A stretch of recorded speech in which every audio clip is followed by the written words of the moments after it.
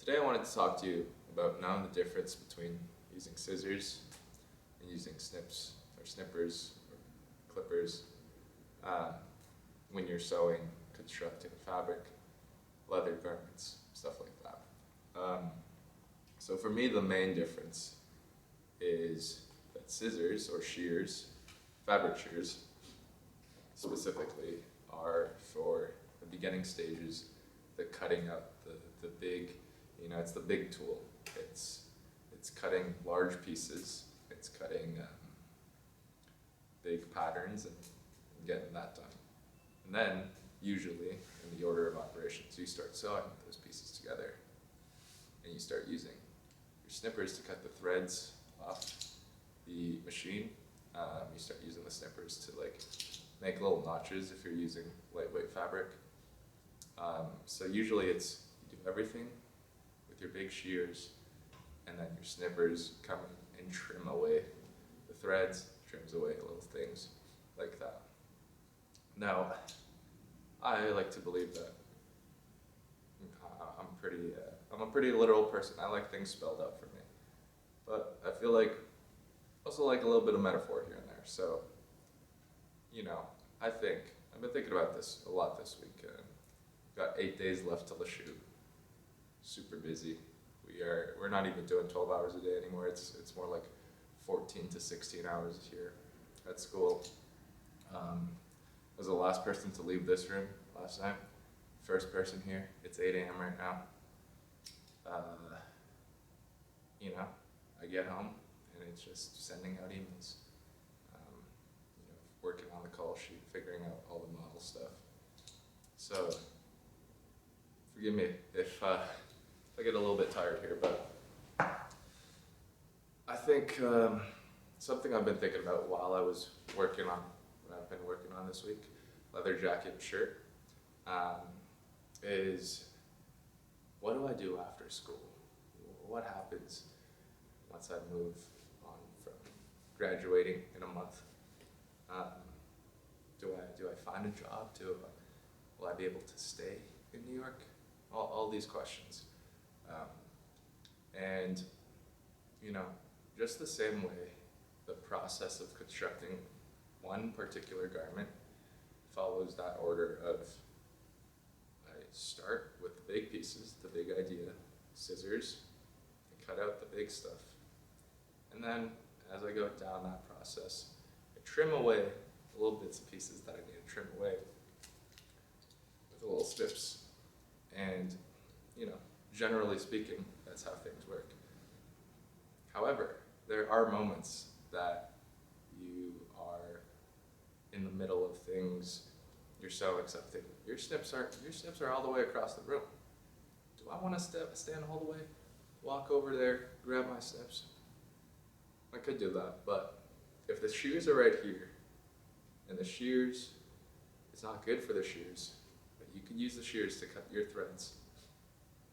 Use the shears to cut your threads. And so what I mean by that is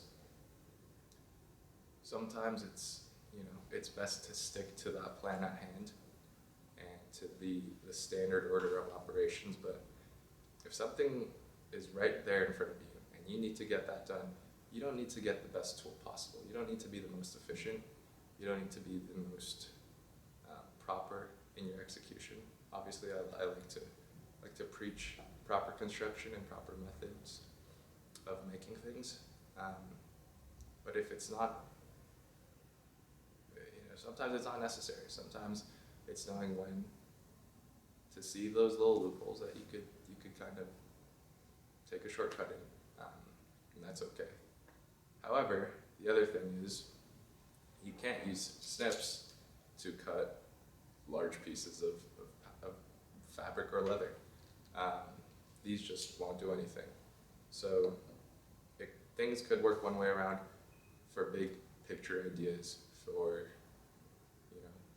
big decisions. I think it's best to sit down, use the proper tools, really think about what you're doing there. Because cutting with snippers, generally speaking, you don't really need to be too accurate. You just gotta trim closest to the fabric. With shears, you need to follow a line. You gotta follow that, and you gotta be focused while you cut. Otherwise, your lines are gonna be wobbly.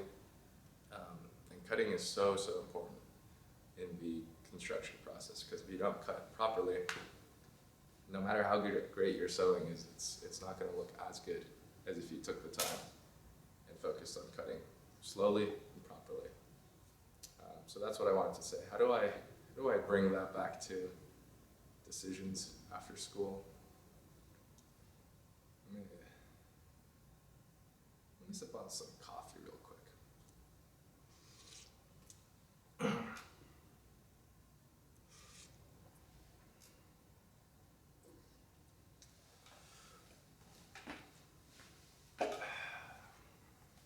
So I had to sit down with myself and ask, do I want, and this is the big decision part, this is the part where it's like, yeah, thesis is currently my life's work of what I could do and what the person I'm trying to express for my, at this moment in my life. And it's a big project, it's a year-long thing. But sometimes you need to sit down again with that big picture. This is like one of those moments where you're sewing most of the garment and then you realize, oh no, something's not right with this sleeve. You can't use you can't use snips to recut a little bit of that, that pattern as it's already sewn and it's in fabric or leather. You gotta use the big boys, and that's where things kind of go awry. So for me, I found last week that I was getting really stressed about finding a job, being able to design, being able to stay in New York for a good bag company or a good accessory leather goods company brand. And then I asked, or fashion even, although I'm trying to get out of fashion. Then I asked myself, is that even what I want to do? Money off the table, is that something that I see myself doing and I want to do it? And the answer to that was no. I don't want to. I feel like a lot of the times we get ourselves, and this goes to other things, but we tell ourselves that we need to do a certain thing because that's what is the right thing to do. I told myself I need to design for someone else for 5 years before I'm able to start my own brand, because ultimately that's what I want to do. Ultimately I want to be able to travel, be in nature, talk to like local people and while I'm traveling and record their stories and have these little adventures, or these big adventures really, that I could go on and show that in the designs that I work on. So I feel like if I'm locked into a position like an associate or assistant designer position, you don't really get that freedom. And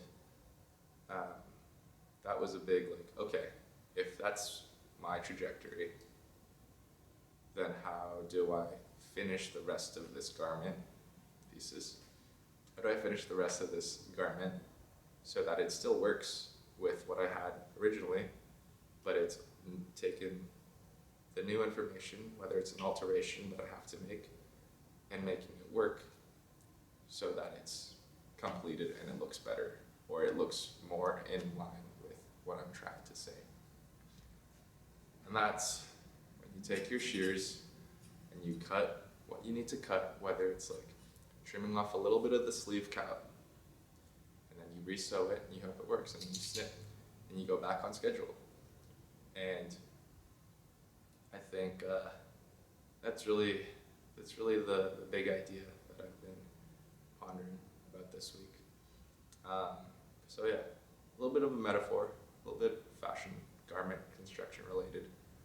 But I wanted to see if I could put that into words that you'd probably understand more.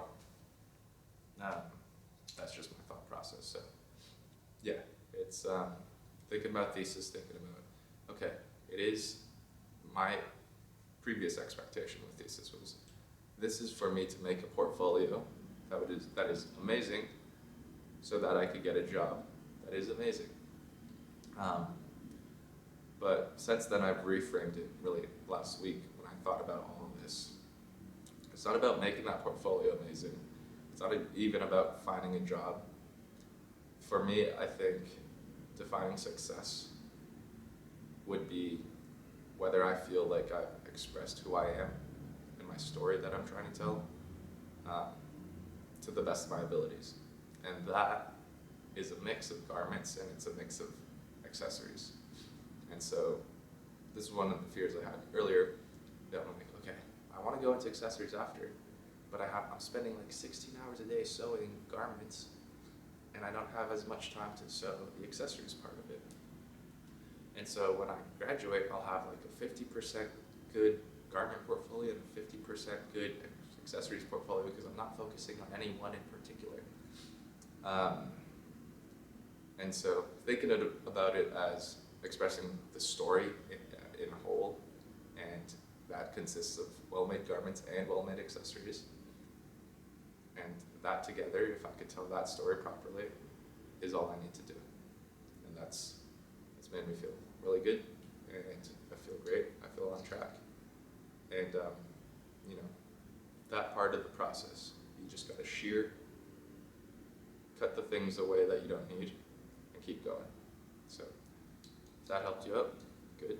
I'm going to show you some of the fitting photos of last week. This is all Thesis stuff now, if you care. We had a beautiful fitting with Aaliyah for the pin tuck shirt, all hand pick stitched. We got the horsehair at the shoulders. I was thinking about, originally the design had a sleeve, and then we put it on, and she looked so good without the sleeve, so I decided to make it a bias bind around the armhole, and then you get a little horsehair trim, like kind of like eyelashes of horsehair peeking out of the yoke on the shoulder, and it just looks, I mean, it looks really good. We also have some chaps that I'm working on for her, so we've done a little bit of fitting for that. I'm finishing those up today. They look good too. We got side adjuster buckles, the leather jacket, and oh my, this look is, it's not finished yet, but we got the double well pocket, breast pockets, these beautiful pistol pockets that you kind of, goes like that, but you put your hands in like that, and you got a little thumb crevice here, kind of, so you could like, and then it might not show on camera, but the back of the spine of the horse, yeah, it shows. Beautiful back spine of the horse, right down center back. These shoulders are really forward arching.